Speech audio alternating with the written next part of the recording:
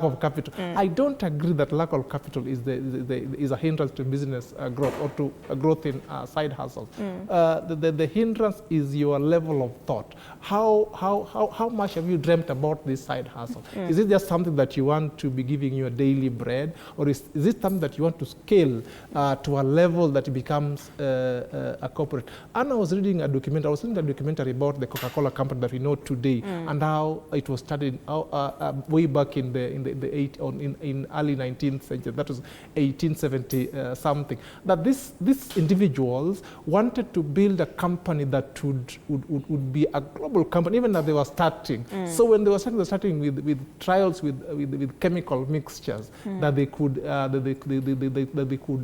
sell. Yeah. And at one point they went damn broke. They could not even afford to do advertisements, so they had to bring in someone to do advertisements for them and sold a part of the company to them. So that tells you that this somebody who, despite the fact that they didn't have the money at that time, but they knew what they were targeting at the end of it, and you can clearly see the brand Coca-Cola today. So in my mind, Anne, I don't think lack of capital is a hindrance to business growth.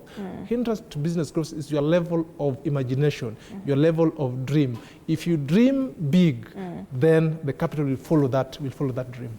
And you know, somebody is watching and could be wondering, because I'm also wondering, George, I have this idea to start this side hustle, but I really don't have the finances, you know, to set it up and to start it. You're talking about a capital cannot be a hindrance to somebody starting their side hustle. Then at what point do I start exactly? Do I have to save from the income that I'm getting in my career for that side hustle? Or how do I now build, you know, whatever I already have to setting up, you know, the side hustle that I need?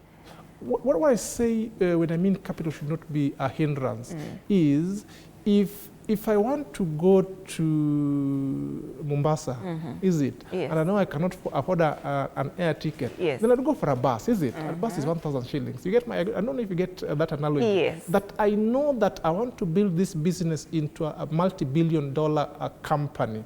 But currently, what I can afford today as we speak is 100,000.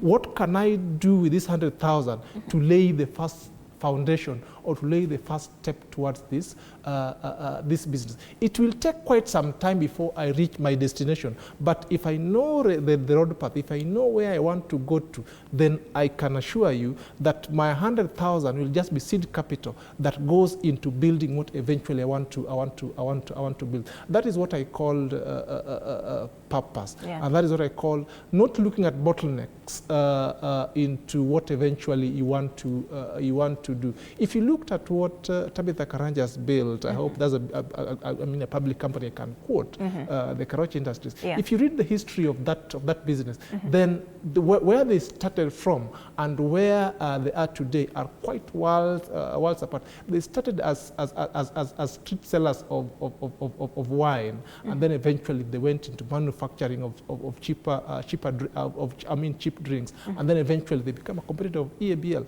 That is how you build your business. Then that you know that I want to reach this 2, 3, or 4 billion shillings company, but today I can only get 100,000. Where can I start? And there's always a starting point. And of course, George, I know you've worked with so many people, advising them just matters, finances, how they can, you know, build it up and of course grow their income. But what is your blueprint in terms of just evaluating that, you know, you are employed and you're ready, you know, to start up your side hustle without sabotaging this career of theirs? And there's something that I normally have a problem with when I listen to business people. When somebody comes to me and tells me that I do general supplies, that's not a business model. Or if somebody was to come to your office here and tell you, I want employment, and then you ask, what can you do?